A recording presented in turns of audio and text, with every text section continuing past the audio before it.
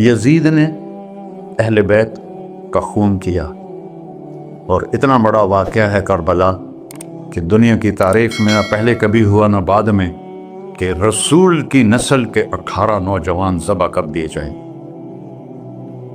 یزید 90 لاکھ مربع میل پہ حکومت، 90 لاکھ مربع میل، 42 سال کی عمر میں مر گیا۔ اس کا بیٹا معاویہ بن یزید رحمت اللہ علیہ 22 سال کی عمر میں تخت پر بیٹھا۔ باپ نے 3 بر اعظم میں حکومت پھیلائی ہوئی ہے، دادا نے پھیلائی تھی، باپ نے اس کو بڑھایا۔ یزید کے زمانے میں بھی فتوحات ہوئی، اب یہ 3 بر اعظم پر اس نوجوان کی حکومت ہے۔ یہ بلڈر نہیں ہے، یہ بادشاہ آج کل کے صدر وزیر نہیں ہیں، 2 ٹکے کی ان کی قیمت کوئی نہیں ہے، مطلق بادشاہ ہے۔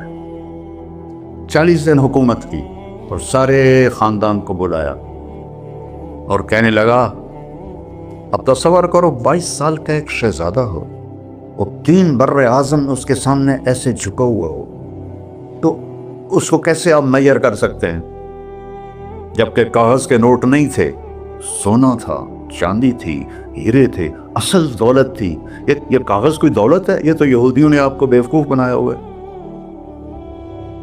انہیں سب کو اکٹھا کیا، اس نے ایک چھوٹا سا خطبہ دیا، کہنے لگا، کانا ابی جبارن، میرا باپ ظالم تھا، اس نے اہل بیت کا خون کیا، اور جس تخت کے نیچے اہل بیت کا خون ہو میں اس پہ لعنت بھیجتا ہوں، یہ ہے تمہاری سلطنت، جس کو چاہو دے دو، میں بری ہوں۔ 3 بر اعظم کی حکومت اللہ رسول پہ قربان کر کے گھر بیٹھ گیا، اور آج اس کو کس عزت کے ساتھ میں سنا رہا ہوں۔ اس کے باپ کو بولتے ہوئے میرا لہجہ کیسا تھا، اور اس کے بیٹے کو بولتے ہوئے میرا لہجہ کیسا ہے۔ 3 بر اعظم کی سلطنت چھوڑ دی کہ اس کے نیچے اہل بیت کا خون ہے، مجھے نہیں چاہیے۔ تو اللہ اور اس کے رسول کو راضی کرنے کے لیے بڑے سے بڑا سودا بھی سستا ہے، بڑے سے بڑا سودا بھی سستا ہے۔ ایک صحابی آئے، یا رسول اللہ، میرے پڑوسی ہے، اس کی کھجور ایسے میرے گھر میں آتی ہے، اس پر جب پھل پکتا ہے تو وہ گرتا ہے، میرے چھوٹے چھوٹے بچے اٹھا کے کھانے لگتے ہیں، ادھر سے بھاگ کے آتا ہے ان کے منہ سے نکال لیتا ہے۔ اس کی تو محنت کریں کہ اتنی سخت، وہ منافق تھا، اس کی اتنی سختی نہ کرے۔ تو آپ نے اسے بلایا، کہا بھائی ایک سودا کرتے ہو؟ کہا جی، یہ کھجور مجھے دے دو اور میں جنت میں کھجور دنوں لے کے دیتا ہوں۔ کہنے لگا، یا رسول اللہ، کوئی اور آپ فرماتے تو میں ضرور حاضر کر دیتا، یہ کھجور تو مجھے میرے بچوں کو بہت پسند ہے، میں تو معافی چاہتا ہوں۔ اٹھائی منافق، تو اس نے معافی مانگنی تھی۔ وہاں ایک صحابی بیٹھے تھے، ابو الدحداح، جب وہ چلا گیا تو کہنے لگے، یا رسول اللہ، اگر میں آپ کو یہ کھجور لے کے دے دوں تو مجھے جنت میں کھجور لے کر دیں گے؟ کہنے لگے، ہاں، سودا پکا ہے۔ تو وہ گیا اس کے پیچھے، کہنے لگا، بھائی کھجور بیچو گے؟ کہا نہیں۔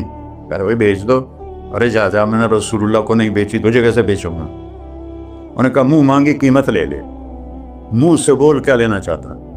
ابو الدحداح کا باغ تھا تیار، 600 کھجوریں، میں ذمہ دار ہوں، مجھے پتا ہے کہ 600 کھجوروں کی کتنی قیمت ہوتی ہے۔ جیسے آپ بلڈنگ کو جانتے ہیں، میں نہیں جانتا، آپ ذمہ داروں کو نہیں جانتے، میں جانتا ہوں۔ 600 کھجوروں کا باغ۔ تو اس نے اس کو لاجواب کرنے کے لیے کہا، اپنا باغ دے دے، کھجور لے لے۔ اب یہ کہتا ہے، پھرو تو نہیں، آپ لوگ تاجر بیٹھے ہیں، اس کے بول کی طاقت دیکھو، اس سے کہہ رہا ہے اب معاہدے سے پھرو گے تو نہیں؟ انہوں نے کہا، میں پاگل ہوں جو پھرا، میں نے 600 کھجوروں کا باغ لگ گیا۔ پھر انہوں نے کہا، چل ڈن، 600 کھجوروں کا باغ تیرا اور یہ کھجور میری۔ اور وہاں سے سیدھا گیا اپنے باغ میں۔ کھجوروں کا زمانہ تھا تو مدینے والے کھجوروں کے پھل کے زمانے میں باغ میں شفٹ ہو جاتے تھے، چھوٹے چھوٹے بنائے ہوتے تھے کمرے، وہاں بچے وہ سب رہتے تھے، کھجوروں کی پہرہ داری بھی اور توڑنا بھی۔ تو وہ، ہائے قربان جاؤں نبی کے صحابہ تھا، وہ باغ میں اندر نہیں گئے، باہر کھڑے ہو کہ کہیں نیت نہ بدل جائے، اتنا بڑا باغ دیتے ہوئے۔ باہر سے پکارا، ام الدحداح بیگم، کہ جی، کہ باہر آ جاؤ، بچوں کو بھی لے کے آ جاؤ۔ کیا ہوا؟ کہا میں نے باغ بیچ دیا. انہیں کہا کتنے میں؟ کہ جنت میں کھجور مل گئی. وہ کہنے لگی ربح البیع ربح البیع ربح البیع. واہ ابو الدہداء کیا سودا کیا تو، کیا سودا کیا تو. ارے کہ عورتیں زیادہ شور میں جاتی مروا دیتا ہے یہ بچے کے تو کھاسیں تمہیں کے تو کھاساں. ربح البیع. اس کے بعد بھاگا ہوا آیا اللہ کے نبی کے پاس. یا رسول اللہ میں نے کھجور خرید، آپ اس انصاری کو دے دے. تو آپ نے پوچھا کتنے میں خریدی ہے؟ کہ سارا باغ دے دیا ہے.